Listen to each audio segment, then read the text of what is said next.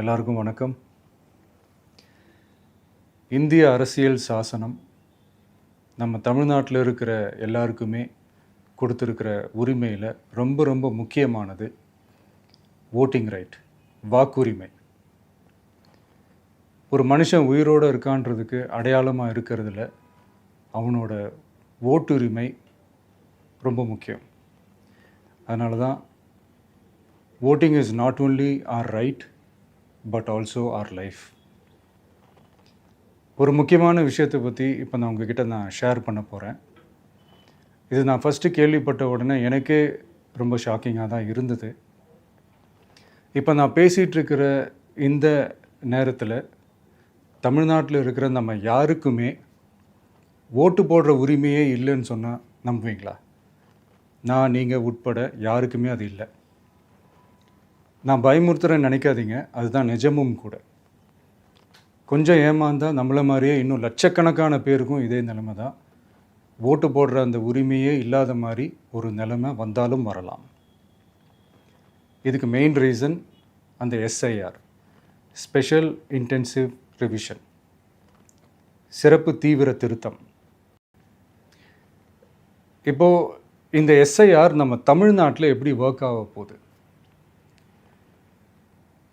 கடந்த ஜனவரி மாதம் எடுத்த அந்த கணக்கெடுப்பில் 6,36,00,000 வாக்காளர்கள் நம்ம தமிழ்நாட்டில் இருக்கிறாங்க. ஆனால் அவங்க யாருக்குமே இந்த ஓட்டு போடுற உரிமையே இல்லை. அந்த பிஎல்ஓன்னு சொல்லுவாங்க, பூத் லெவல் ஆஃபீஸர்ஸ், வாக்குச்சாவடி நிலை அலுவலர். அவங்க தான் வீடு வீடாக போய் அந்த ஃபார்மை கொடுப்பாங்க. அதை நம்ம ஃபில்அப் பண்ணி கொடுக்கணும். அதை தேர்தல் ஆணையம் அதை எடுத்துகிட்டு போய் அதை ஸ்க்ரூட்டினைஸ் பண்ணி அது எல்லாமே கரெக்டாக இருக்கான்னு செக் பண்ணி பார்த்ததுக்கப்புறம் அந்த வாக்காளர் பட்டியலை வெளியிடுவாங்க. அந்த வாக்காளர் பட்டியலில் நம்ம பேர் இருக்கணும், அப்போ தான் நம்மளால் ஓட்டு போட முடியும். அந்த புது பட்டியல் வர்ற வரைக்கும் நம்ம வாக்காளர்களான்றது அது உறுதியே செய்ய முடியாது. இன்கேஸ் அந்த புது பட்டியலில் நம்ம பேர் இல்லைன்னா அது ஒரு தனி ப்ராசஸ், அது ஒரு தனி ஃபார்ம், அது ஒரு தனி கிளைம்ன்ற மாதிரி அது ஒரு வேறு வேலை. ஸோ இந்த மாதிரி நிறையா சிரமங்கள் குழப்பங்கள் இருக்கிறதுனால மக்களுக்கு இது மேலே ஒரு கன்ஃபியூஷன் ஒன்று இருக்குது. இது என்ன வெரிஃபிகேஷனா இல்லை ஒரு மறைமுக ரீரெஜிஸ்ட்ரேஷனா இல்லை இது ஒரு நியூ ரெஜிஸ்ட்ரேஷன் மாதிரியே தானா அப்படின்ற மாதிரி நிறைய கன்ஃபியூஷன் இருக்குது. அவங்க செய்ய வேண்டியதெல்லாம் ஒன்று தான். இந்த மாதிரி வீடு வீடாக போய் அந்த எனிமரேஷன் ஃபார்ம் நம்ம ஃபில்அப் பண்ணி கொடுக்கும்போது அதுக்கான அக்னாலேஜ்மெண்ட்டை அந்த பிஎல்ஓ அந்த ஆஃபீஸர்கிட்ட இருந்து நீங்கள் வாங்கிக்கணும். அது ரொம்ப ரொம்ப முக்கியம். இது நான் சொல்கிறது வாக்காளர் பட்டியலில் ஆல்ரெடி உங்கள் பேர் இருக்கிறவங்களுக்கு நான் சொல்கிறேன். இப்போ புது வாக்காளர்கள், ஃபஸ்ட் டைம் ஓட்டர்ஸ், அவங்களுக்கு ஃபார்ம் 6ன்னு ஒன்று இருக்குது. அதை நீங்கள் ஃபில்அப் பண்ணி நீங்கள் உங்கள் ஏரியாவில் இருக்கிற சம்மந்தப்பட்ட அந்த உங்கள் அலுவலகத்தில் நீங்கள் டைரெக்டாகவும் சப்மிட் பண்ணலாம், இல்லை நீங்கள் ஆன்லைன்லேயும் சப்மிட் பண்ணலாம். அப்படி ஆன்லைனில் நீங்கள் சப்மிட் பண்ணிங்கன்னா அதுக்கான ஸ்க்ரீன்ஷாட்டை எடுத்து வச்சுக்கோங்க. ஃபோனில் மெசேஜ் வரும், அதை சேவ் பண்ணி வச்சுக்கோங்க. அப்ராடில் இருக்கிறவங்க கூட அந்த எஸ்ஐஆர் ஃபார்மை டவுன்லோட் பண்ணி நீங்கள் அதை ஃபில்அப் பண்ணி சப்மிட் பண்ணலாம். அதுக்கான அக்னாலேஜ்மெண்ட்டை வாங்கி வச்சுக்கோங்க. ரொம்ப முக்கியமாக உங்களோட பிஎல்ஓ அந்த ஆஃபீஸர் யாருன்னு தெரிஞ்சு வச்சுக்கோங்க. இந்த தேர்தல் ஆணையம் அந்த வெப்சைட்டில் போனீங்கன்னா அந்த பர்டிகுலர் பிஎல்ஓ ஆஃபீஸரோட ஃபோன் நம்பர் கூட நீங்கள் எடுத்து வச்சுக்கலாம். இன்கேஸ் உங்களை யாரையும் ரீச் பண்ணலை, இல்லை உங்களுக்கு அந்த ஃபார்ம் கிடைக்கல அப்படின்னா நீங்கள் அவரை காண்டாக்ட் பண்ணி அந்த ஃபார்மை வாங்கி நீங்கள் ஃபில்அப் பண்ணி நீங்கள் சப்மிட் பண்ணலாம். ரொம்ப முக்கியமாக அதுக்கான அக்னாலேஜ்மெண்ட்டை வாங்கி வச்சுக்கோங்க. இது எல்லாமே சரியாக செஞ்சாலும் இந்த எஸ்ஐஆர் மேலே சில டவுட்ஸ் இருக்குது. அது என்னென்னா, இந்த 6,36,00,000 வாக்காளர்களுக்கு ஒருத்தர் விடாமல் இந்த ஒரே மாதத்துக்குள்ளே எப்படி எல்லாருக்குமே அந்த ஃபார்ம் போய் ரீச் ஆகும்? ஒன்று. ரெண்டாவது, நீங்கள் வரும்போது வீட்டை பூட்டிட்டு வேலைக்கு போயிட்டு என்ன பண்ணுறது? இப்போ நீங்கள் வருவீங்கன்றதுக்காக வேலையெல்லாம் விட்டுட்டு வீட்டுக்குள்ளேயே உட்காந்துட்ருக்கணுமா? ஸோ இதில் மெயினாக பாதிக்கப்பட போகிறது உழைக்கிற மக்கள், ஏழைகள், வேலைக்கு போகிற பெண்கள். இவங்களுக்கு யார் கரெக்டான அந்த பதில் சொல்ல போகிறது? ஒரு நியாயமான எஸ்ஐஆர்னால் என்ன நடக்கணும்? இப்போது இறந்து போனவங்களை மார்க் பண்ணி அதுலேருந்து டிலீட் பண்ணணும். இப்போ போலி வாக்காளர்கள் இருந்தாங்கன்னா அவங்கள மார்க் பண்ணி டிலீட் பண்ணணும். இப்போ ஆல்ரெடி ஓட்டு இருக்கிறவங்களுக்கு எதுக்கு இந்த ரெஜிஸ்ட்ரேஷன் என்ற பேரில் இவ்வளவு குழப்பங்கள் அப்படின்றது தான் எங்கள் கேள்வி. இப்போ புதுசாக வர வாக்காளர்களையோ இல்லை ஓட்டு இல்லாதவங்களையோ சேர்த்தா பத்தாதா? இப்போ ரீசெண்டாக நடந்த இப்போ எலெக்ஷன் 2021, 24 எப்படி எல்லாருமே ஓட்டு போட்டோம்? அதில் ஓட்டு போட்டவங்க கூட இப்போ புதுசாக ரெஜிஸ்டர் பண்ணணும்னா அது ஏன் அந்த கன்ஃபியூஷன் அப்படின்றதான் நாங்கள் கேட்குறோம். அதனால தான் நாங்கள் எஸ்ஐஆரை எதிர்க்கிறோம். இப்போ புதுசாக சில கம்ப்ளைண்ட்ஸ்லாம் வர ஆரம்பிக்குது. அது என்னென்னா முக்கியமாக நம்மளுடைய டிவிகே தோழர்களுக்கு அந்த ஃபார்ம் கிடைக்க மாட்டேங்குது, கொடுக்க மாட்டேன்றாங்க அப்படின்ற சில கம்ப்ளைண்ட்ஸ். இது யார் பண்ணுறாங்க அப்படின்றது நான் தான் சொல்லி தெரிய வேணும்னு ஒன்றும் அவசியம் இல்லை உங்களுக்கு.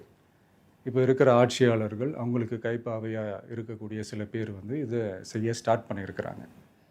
அதனால் மைடியர் வர்ச்சுவல் வாரியர்ஸ், இதை வந்து சாதாரணமாக எடுத்துக்காதீங்க. இது எல்லாருக்குமே அந்த ஃபார்ம் போய் ரீச் ஆகணும். இதில் ரொம்ப உறுதியாக இருங்க. அதையும் மீறி உங்களுக்கு அந்த ஃபார்ம் கிடைக்கலன்னா இருக்கவே இருக்கும் ஆன்லைன். தேர்தல் ஆணையம் அந்த வெப்சைட்டில் போய் அந்த ஃபார்மை டவுன்லோட் பண்ணி நீங்கள் ஃபில்அப் பண்ணி சப்மிட் பண்ணலாம். உங்கள் வீட்டில் இருக்கிறவங்களுக்கு நீங்கள் செஞ்சு கொடுங்க, பக்கத்து வீட்டில் இருக்கிறவங்களுக்கு செஞ்சு கொடுங்க, தெரிஞ்சவங்களுக்கு, தெரியாதவங்களுக்கு, பழகினவங்களுக்கு, பழகாதவங்களுக்கு எல்லாருக்குமே நீங்கள் தயவு செஞ்சு கொடுங்க. அண்ட் ரொம்ப முக்கியமாக நம்ம ஜென்சி கிட்ஸ், நம்ம ஃபஸ்ட் டைம் ஓட்டர்ஸ், நம்ம புது வாக்காளர்கள், நம்ம நண்பா நண்பிகள், அவங்க ரொம்ப கேர்ஃபுல்லாக இருக்கணும்.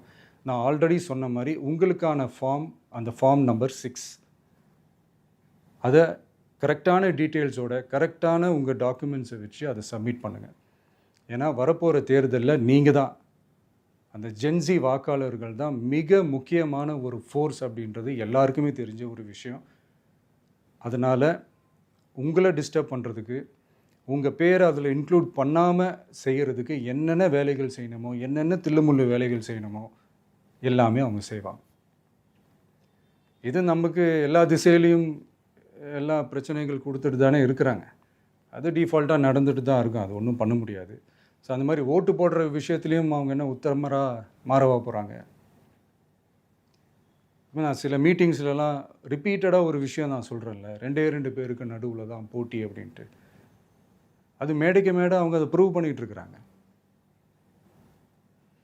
அதனால் தோழர்களே, வரப்போகிற தேர்தலில் நம்ம யாருன்னு காட்டணும், நம்ம பலம் என்னன்னு காட்டணும். அதுக்காக அந்த பலமான, அந்த பவர்ஃபுல்லான ஆயுதத்தை நம்ம கையில் எடுக்கணும். அந்த ஆயுதம் வேறு எதுவுமே இல்லை, ஓட்டு, வாக்கு, ஜனநாயகம். அது இருந்தால் தான் நம்ம அந்த வெற்றியை நோக்கியே நம்மளால் பயணிக்க முடியும். தமிழ்நாடே அந்த வாக்குச்சாவடி முன்னாடி திரண்டு நிற்கணும். அதை பார்த்துட்டு தமிழ்நாடே தமிழக வெற்றி கழகமா, இல்லை தமிழக வெற்றி கழகம் தான் தமிழ்நாடா அப்படின்ற மாதிரி இருக்கணும். வீடுன்னு ஒன்று இருந்தால் தான் ஓடு மாற்ற முடியும்னு அறிஞர் அண்ணா அவர்கள் சொல்லியிருக்கிறாங்க. அந்த மாதிரி ஓட்டுன்னு ஒன்று இருந்தால் தான் இந்த நாட்டையே காப்பாற்ற முடியும். அப்புறம் இன்னொரு முக்கியமான விஷயம், அந்த எனிமரேஷன் ஃபார்ம் நீங்கள் ஆன்லைனில் நீங்கள் ஃபில்அப் பண்ணும்போது அதில் ஒரு சில ப்ராப்ளம்ஸ் வர்றதுக்கு வாய்ப்பு இருக்குது. அது உங்களுடைய ஓட்டர் ஐடியில் இருக்கிற உங்கள் பேரும், ஆதார் கார்டில் இருக்கிற பேரும், அந்த ஸ்பெல்லிங், இனிஷியல்ஸ் எல்லாமே ஒரே மாதிரி இருந்தால் தான் அது அக்செப்ட் ஆகும், இல்லைன்னா அக்செப்ட் ஆகாது. அது கொஞ்சம் கேர்ஃபுல்லாக பண்ணுங்கள். அது கொஞ்சம் யூசர் ஃப்ரெண்ட்லியாக இருக்கலாமேன்னு கேட்டதுக்கு அதெல்லாம் முடியாது, அதுக்கெலாம் வாய்ப்பு இல்லை, அதுக்கெலாம் ஆளுங்க இல்லை, பண்ண முடியாதுன்னு ரிப்ளை பண்ணிட்டாங்க. ஸோ அதனால் மைடியர் டிவிகே தோழர்களே, மைடியர் ஜென்சி படை பலமே, உஷாராக இருங்க, கான்ஃபிடெண்ட்டாக இருங்க, நல்லதே நடக்கும், வெற்றி நிச்சயம். மீண்டும் சந்திக்கும் வரை நன்றி, வணக்கம்.